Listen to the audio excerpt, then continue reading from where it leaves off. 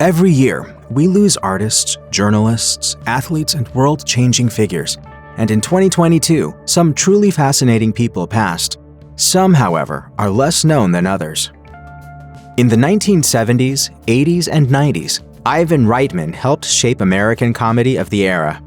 Raised in Canada and getting his start in low-budget B-movies, Reitman produced National Lampoon's Animal House in 1978, which, adjusted for inflation, remains one of the highest-grossing comedies of all time. Animal House made a movie star out of Saturday Night Live cast member John Belushi.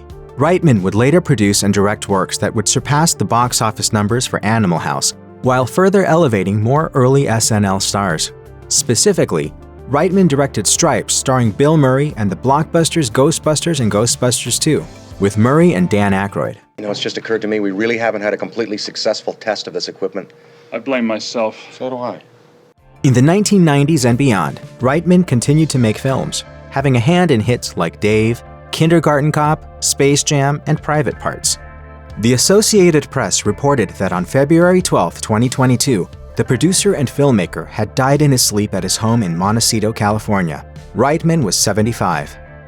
One of the most influential and progressive filmmakers to ever work in cinema, Jean-Luc Godard elevated and revolutionized his medium in the mid-20th century, influencing the way movies are made in Europe and Hollywood for the next few generations. Godard began his career as an outspoken critic for the 1950s magazine Cahiers du Cinéma, which influenced that era's young movie makers to take risks and be more provocative with style and form. In 1960, Godard's first feature, Breathless, heralded a new school that French culture writers deemed La Nouvelle Vague, or the New Wave. Big on emotional realism, striking imagery, politics, and deconstruction, Godard also popularized the jump cut and made it palatable for mainstream movies to explore the darker side of the human experience.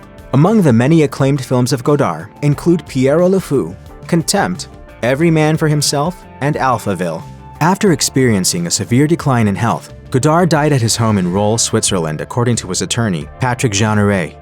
Jeanneret told The Times, "He could not live like you and me, so he decided with a great lucidity, as he had all his life, to say, 'Now it's enough.'" Godard arranged for an assisted suicide and died at the age of 91. Born in Quebec, where he was a junior hockey standout, Guy Lafleur was drafted number 1 overall in the 1971 NHL amateur draft by the Montreal Canadiens, and he lived up to that promise and hype. You want to be the best. Yes. Aren't you the best? So far. Suiting up as a right wing for the Canadiens for 14 seasons, Lafleur, nicknamed the Flower, was named to 6 All-Star teams, scored the most points in the entire league in 3 seasons, won the Hart Memorial Trophy twice as the league's most valuable player, and led his team to 5 Stanley Cup championships, including 4 straight from 1976 to 1979. I think people took it for granted how many times they won the cup there, you know? Now you realize how hard it was. His 1,353 points place him among the most prolific scorers in pro hockey history, and as such, he was inducted into the Hockey Hall of Fame in 1988. On April 22, 2022, the National Hockey League, which Lafleur dominated for the entirety of the 1970s, announced that the French-Canadian hockey superstar had died at the age of 70. 3 years earlier, Lafleur had been diagnosed with cancer. Julie Powell was the writer behind the popular and inspiring blog The Julie Julia Project for Salon.com. I was just purely trying to make, a space for myself in my own life. Through her blog project, which later turned into a best-selling book, Powell spent a year preparing and then writing about every recipe featured in Julia Child's towering tome, Mastering the Art of French Cooking.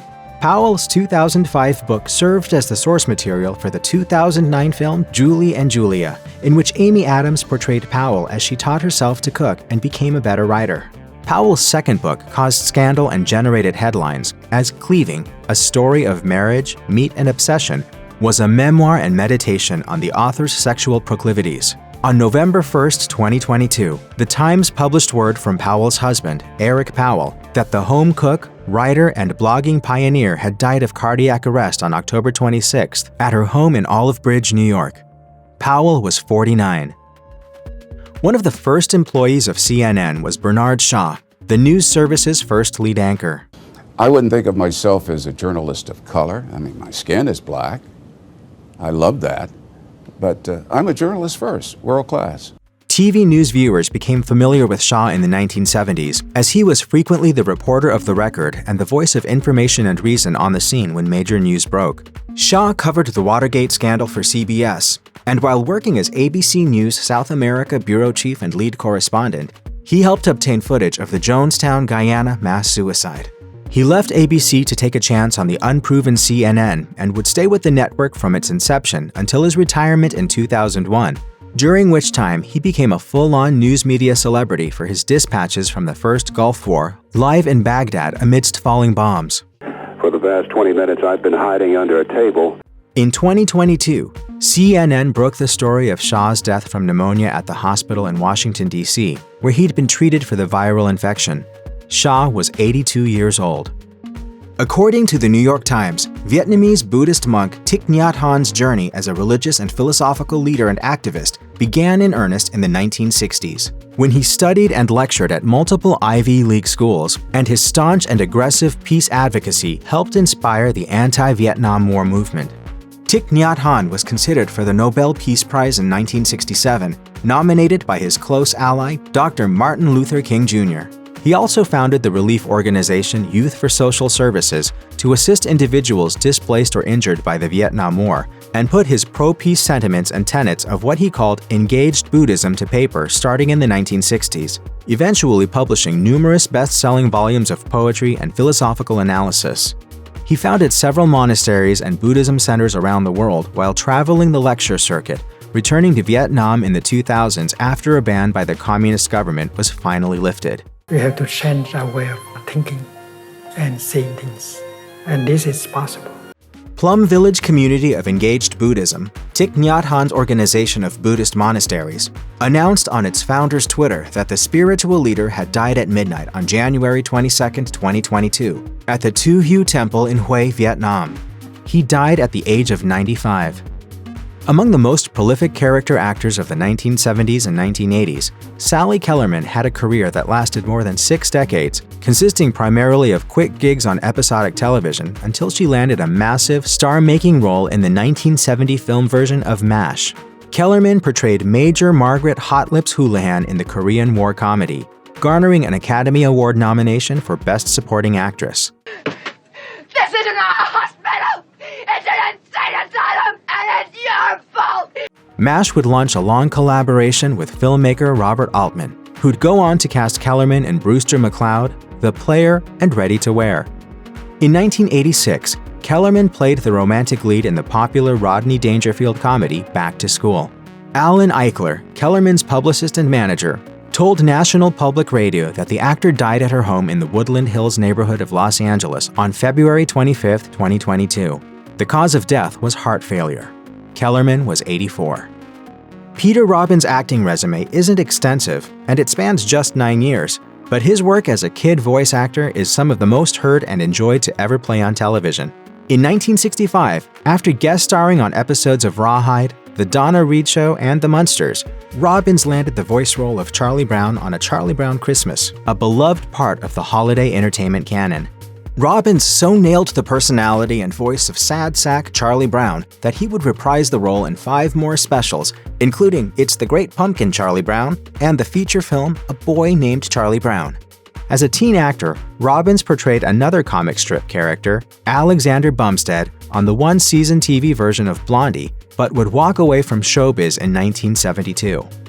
On January 28, 2022, the New York Times reported that Robbins had died 10 days earlier in Oceanside, California. Publicly dealing with mental health issues for many years, Robbins died by suicide. Robbins was 65 years old. In 1981, Chariots of Fire became an unlikely box office hit and winner of the Academy Award for Best Picture. The film tells the story of 2 friends, runners, grappling with their deeply held religious views on their journey to the 1924 Olympics. The scenes of athletes triumphantly running in slow motion to a soaring synthesizer-based score became often imitated in real life and movies, always accompanied by that iconic, familiar music, composed and performed by Greek-born New Age musician Vangelis. A self-taught piano whiz, according to NPR, Vangelis played with the prog rock group Aphrodite's Child before striking out on his own.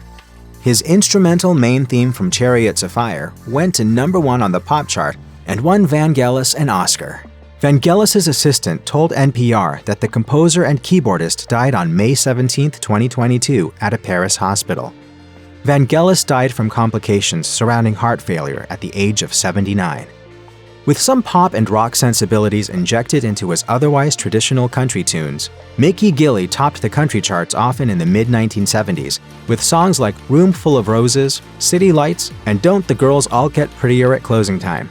Gilley also had a keen eye for business and the marketing of country music, and in the 1970s opened Gilley's, a sprawling honky-tonk style bar and club in suburban Houston.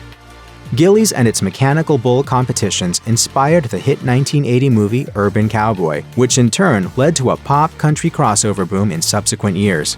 By the time Gilley would slow down his recording career to focus on performing his hits, he had a lot of them, 17 country chart toppers altogether. On May 7, 2022, Billboard, on whose country singles and albums charts Gilley so frequently appeared in the 1970s and 1980s, reported that the singer and songwriter had died. Performing at his own Mickey Gilley Grand Shanghai Theater in the country music hotspot of Branson, Missouri, up until a rapid decline in health a few weeks earlier precluded it, Gilley died at the age of 86. Although he was a significant and important figure in the history of stand-up comedy, Bud Friedman wasn't a comic or a writer. He was a producer, a business person, and a club owner, and he gave so many stand-ups their big breaks, stage time, and exposure that he helped a pop cultural shift take place, which in turn made him famous. I'm Bud Friedman, your matchmaker of merriment, and have I got a show for you tonight. According to The Hollywood Reporter, Friedman opened the Improvisation in New York City in 1963, one of the first ever night spots devoted to stand-up comedy. In 1975, he would expand with an improv in Hollywood. It would be the first of 21 branches, a launchpad to success for most major comedians of the late 20th century, including Richard Lewis, Freddie Prinze, Jerry Seinfeld, Robin Williams, Billy Crystal, Larry David, and Jay Leno.